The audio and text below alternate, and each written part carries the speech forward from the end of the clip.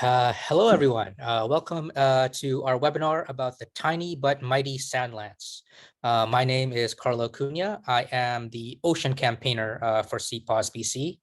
I'm speaking to you today from the traditional, ancestral, and unceded territory of the Coast Salish peoples, including the territories of the Musqueam, Squamish, and Tsleil-Waututh nations in the downtown east side of Vancouver. Yeah, please feel free to share where you are joining in from in the chat if you would like. And yes, I'll pass it over to Kate to introduce herself too as well.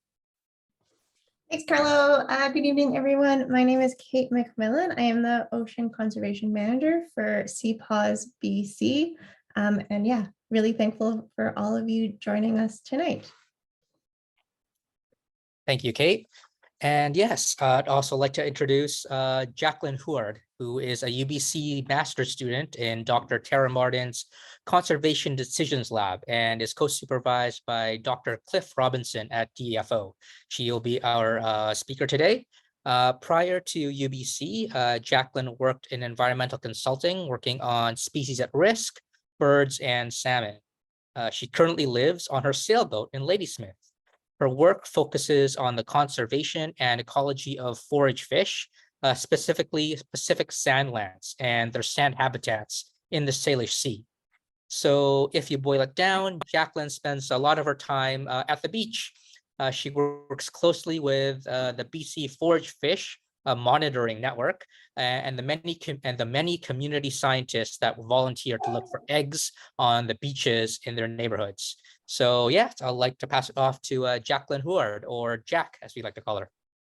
Go Thanks, ahead. Carlo. Yeah, awesome. Well, I'm just so honored and glad to be here and excited at, geez, there's over 43 people here already. Awesome, just to listen and learn about Sandlance. How exciting. Okay, Louis, looks like we're getting some feedback. Do you have a dog? You want to watch this on the Sandlance? Could you just go on mute for me? Carlo, do I have the right screen showing? Yes, you do. Great. Okay. So thanks, everyone. As was introduced, I'm a master's student. I'm at UBC. I work with Dr. Tara Martin and Dr. Cliff Robinson. And my project, which I'll touch on today, but it's not the main part of the talk, is a collaboration between DFO World Wildlife Fund Canada and many of the dedicated community scientists that make up the BC Forage Fish Monitoring Network. And together we developed a beach habitat suitability model, which is kind of a fancy word for map. And we did this specifically for sandlance spawning sites throughout the Canadian side of the Salish Sea. And that's what you're looking at in this little map that we have here. And so here is the Salish Sea, and that's where my project focused on, and it's home to the traditional and unceded territories of well over 100 Indigenous groups. And this includes the Wasanic, the Musqueam, the Comox, and many more. I personally am coming in from the Semanas First Nations territory.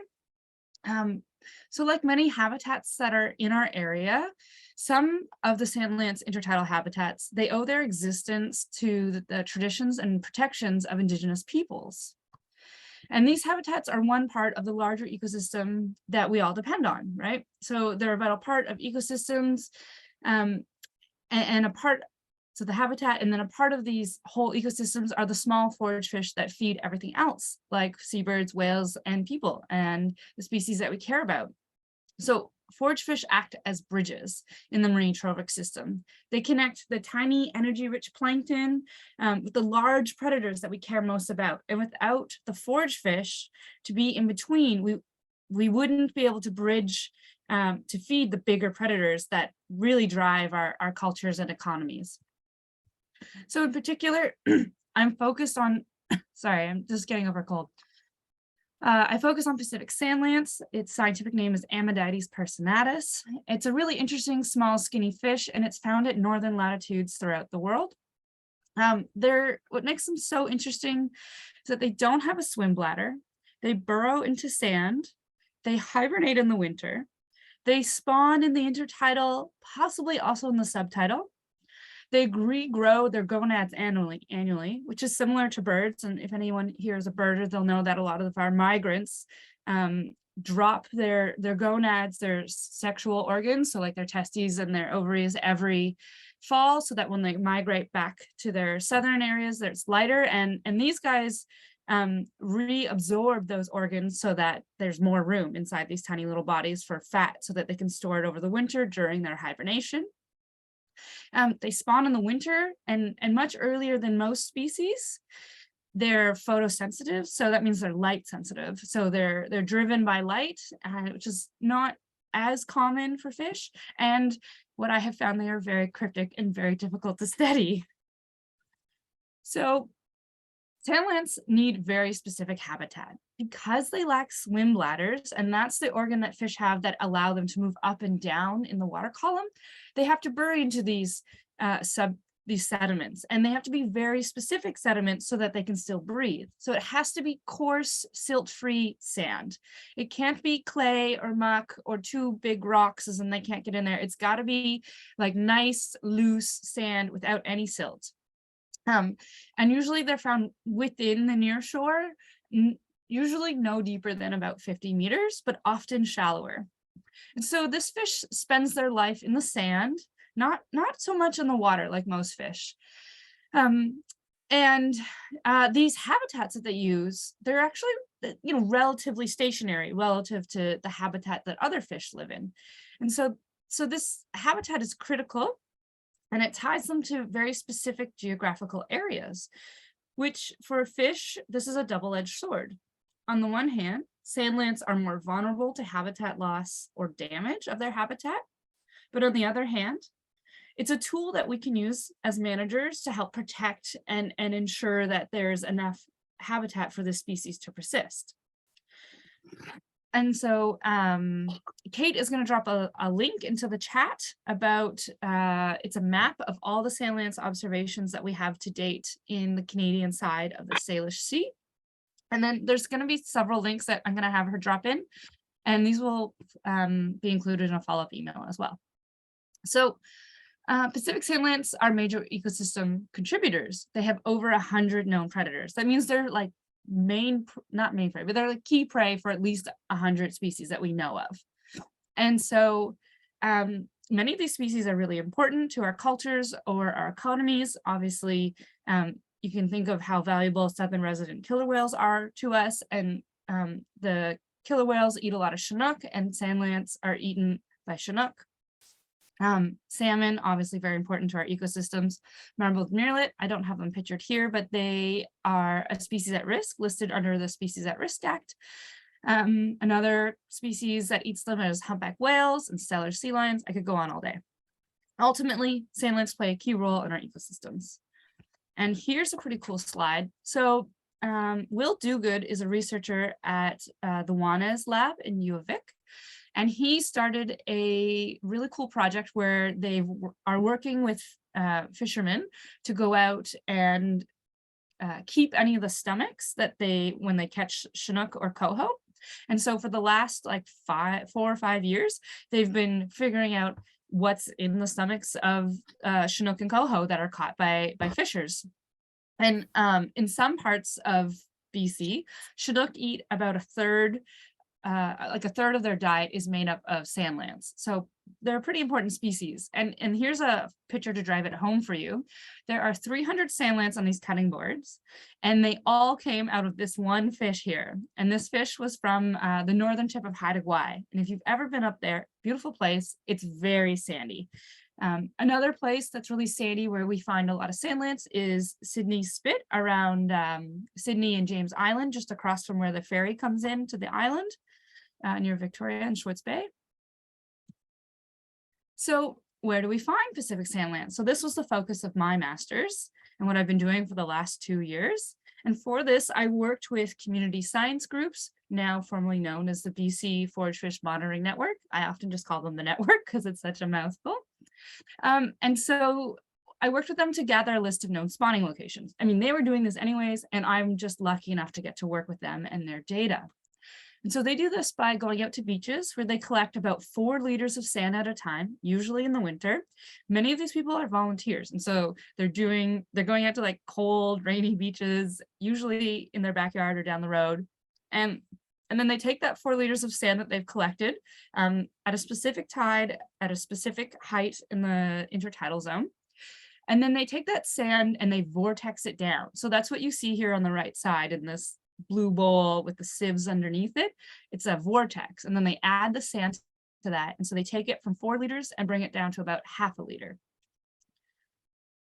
And then, so they have this ½ liter sample, and that's what they look at under a dissecting microscope. And this is what it looks like. They're searching for eggs, and this can take anywhere from 2 to 6 hours. So it can be very labor intensive, but at least sand is beautiful when you magnify it.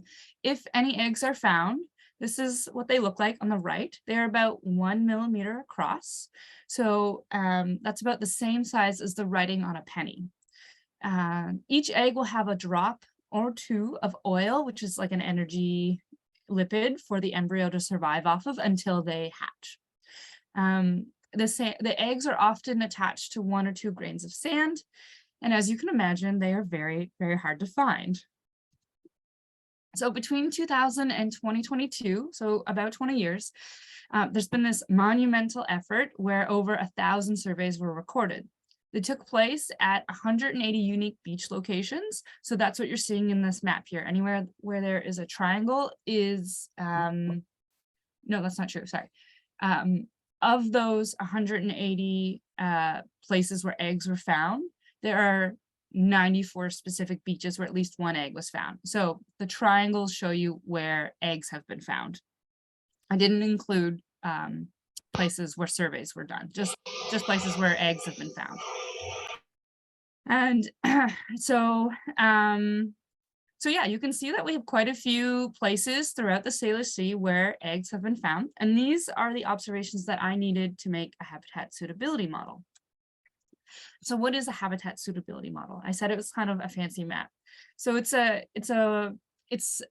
tool that we use where we take observations. And so I use these 94 Sandlance observations that came from the citizen scientists that I work with. And then I also took environmental predictors. So these are, I used about 9 of them, different layers that each represent different things like fetch. So like how much distance can wind and waves build up for any piece of shoreline? Or how steep is the slope on a given beach? Or what is the sediment on a beach? So is it stone? Is it bedrock? Is it sand? And so I do that. I get that information for the entire Canadian Salish Sea. And then I add in those observations, and then I use an algorithm. In this case, the algorithm that I'm using is called maximum entropy, or short for max-ent. It's some statistics and it's machine learning. So it's a really cool form of bringing computer sciences together with biology. And then when I move all that together, which took me 2 years, so it's not as simple as it sounds, of course, this is what you get. I can't show you the entire Salish Sea all at once because the intertidal zone is so small. If I'm showing you the entire Salish Sea, you can't see anything. So I've zoomed in just on a few key areas here. And so in the first map on the left, this is Sydney and James Island, right across from Swartz Bay, close to Victoria. In the center map, this is Comox Harbor. And the sort of the nice spit you see is Goose Spit, and then this is the top of Tree or Denman Island, and then the last map is of Burrard Inlet in Vancouver. And what you can see is anywhere where there is red is where there is more likely to be Sandlance habitat. Anywhere where it's blue or cooler is less likely. And so if you look at the center map, there's a huge blue area that's in the Comox estuary. If you've ever been to an estuary, you know that they're very silty. So those not great Sandlance habitat. It doesn't have that coarse sand, so they're not able to bury and still breathe when they're in the sediment. And then what we do find when you look at where all the red areas are, they're often associated with areas of a lot of current, spits, areas where there's a lot of sand. If we look at Vancouver, for example, it's blue right where the Fraser River comes out and meets this is the North Arm at about UBC. And you can see as the flow of river water comes around the corner around UBC and into Burrard Inlet, You get all these little patches where there's red, and those are all those key beautiful beaches in Vancouver, like Kitsilano and Vanier and First and Second and Third Beach in Stanley Park. Ambleside is over there too. It's another really great beach. So yeah, next time you're at the beach, remember that there's likely sandlance habitat around. Anywhere where there's black, those are areas where I did some statistics and I found that the model can't be trusted. So I just put black over them so we don't try to use it. So if I go a little bit closer, here's Savory and Hernando Islands. If you've ever been lucky enough to go to Savory, what a treat. Talk about beach land. And you can see how red it is. Almost the entire island is red. And so models are more than just maps. They can help us understand patterns in habitat, and it can help us understand how much habitat is available. So we were able to do an assessment, and we essentially found that about 5% of the intertidal zone of the Canadian Salish Sea has suitable habitat for sandlance. So it's very small. As we thought, this habitat is rare and uncommon. And it appears that this habitat is threatened. What we see is if you look over time, sand is disappearing from many of our shorelines, it's becoming hardened. And so this happens because one reason is because of shoreline hardening from seawalls, where the beach width gets compressed. So here's Stanley Park right after some storms. Kate's going to add a link where there's a CBC article that explained what happens. And when seawalls are installed, what happens is we have more erosion because waves come in, and waves are a form of energy. As they come up a beach slope, they're able to gradually lose energy along that gradual slope. But if they hit a seawall, then they're going to, that energy needs to go somewhere. And so it goes up and splashes as well as down and erodes out sandy sediments. And over time, you lose your nice sand and it moves offshore. So solutions, we can manage coastal development. And one strategy for that is the coastal marine strategy. What I mean by this is that we need better management of our coastlines. And one solution is to have better jurisdictional, like better laws that manage the intertidal zone, which currently we don't have really good management of that. So Blueprint for the Coast is a proposal to get a coastal marine strategy going to help clear up these jurisdictional issues. Another solution is habitat protection, which is one solution is marine protected areas, which you're going to hear a lot more about tonight. And I will leave that to Kate and Carlos to discuss with you. These are all the logos of our project partners and collaborators, and I'm very, very grateful to have gotten to work with them and learn from them and use their data. Thank you very much. I think we have a little bit of time for questions. About 5 minutes. Hi, Jack. Yes, we do have a little bit of time for questions. So everyone, if you want to put your questions in the chat, we will get to them. But first, for that, I have a few questions for you, Jack. So we'll have a few minutes, so I'll get it started. My first question is, you said that hundreds of species across the Salish Sea, and of course BC eat Pacific sandlance, but are humans one of those species? Do we eat sandlance? Oh yeah, great question. Not commonly in North America, but they are a real delicacy in Japan. And I haven't had the opportunity to eat them myself, but I do think as the subject of my master's studies, I probably should. Excellent. All right, awesome. Okay, we have one question in here from Vicky. She's asking, can you talk more about the black areas on your maps? Yes, let me just, apologies for swinging back so quickly. Yeah, so these are areas where the model is less certain. So we can't trust it. So what that means is in these areas, the environmental layers were quite different from the area, from the values of the environmental layers where observations were. So when I do this analysis, I first look at where are all my positive observation points, like where have eggs been found before, and what do the environmental layers look like there? And then I take that information and I compare it to my entire study area. And I say, anywhere that is too different, let me know where that is. And that's where the black areas are. I hope that's clear. It's you know, it's something that's a little bit beyond me when it comes to the statistics. So that's my understanding. All right, excellent. Thanks, Jack. A couple more questions here for you. Stefan asks, are sandlands in different habitat spots, or are sandlands in different habitat spots genetically isolated, or do they disperse among different sites? Oh, great question. Yeah, so what we find is that sandlance have high site fidelity, meaning they stick to the habitat that they, like their burrowing patches.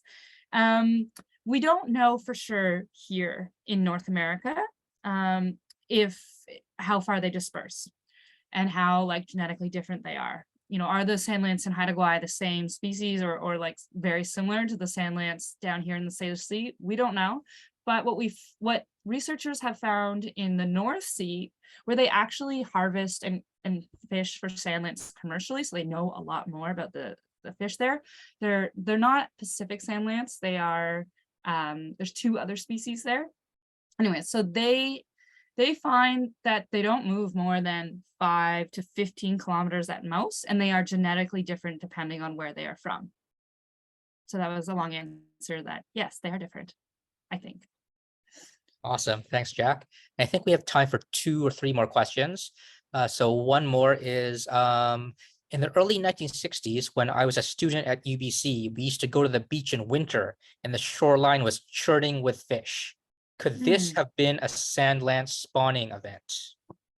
Yeah, absolutely. Could have been for sure. My understanding is it's most likely to occur at night, but there are other species who are beach spawners, such as surf smelt. But in recent years, we have not seen a lot of them, but they used to be more abundant. So it could have been either sandlance or surf smelt, and of course, could have been something else. But yeah, definitely. Awesome. All right, this is kind of related. What other forage fish species do you find in these habitats? Are species plentiful in general in those red areas? Yeah, great question. So there's definitely sandlance and surf smelt have high overlap, and there's a lot of focus on those two species as beach spawners. There really hasn't been a ton of investigation for what is in sandy habitats. When we look at the sand samples, we see a lot of different eggs and invertebrates, and there's definitely a lot of life in the sand. But as far as I know and I've come across, the focus is really only on sandlance and surf smelt. And you can imagine there's not really a lot of focus on even those species. Most of it's about salmon. So yeah. Awesome. And I think we have time for one last question. This one is, can the sandlance burrow into broken shell substrates, or must it always be gravel? Great question. They can and they do, which is why I use that photo at the beginning and why I think there is some connection to indigenous village sites or just sites where there's a lot of shell. Awesome. Thanks, Jack. I know you have to get going, so I think we will get you let you leave. There are some other questions being asked in the chat. So yeah, we will email you probably those questions, and then we will get those answers, and then we'll put them in an email that'll be sent to all the guests here tonight, if that's okay. Okay, great. Thank you guys so much. Awesome. Thank you, Jack, for that amazing presentation on Sandlance, something that I really need to learn more about.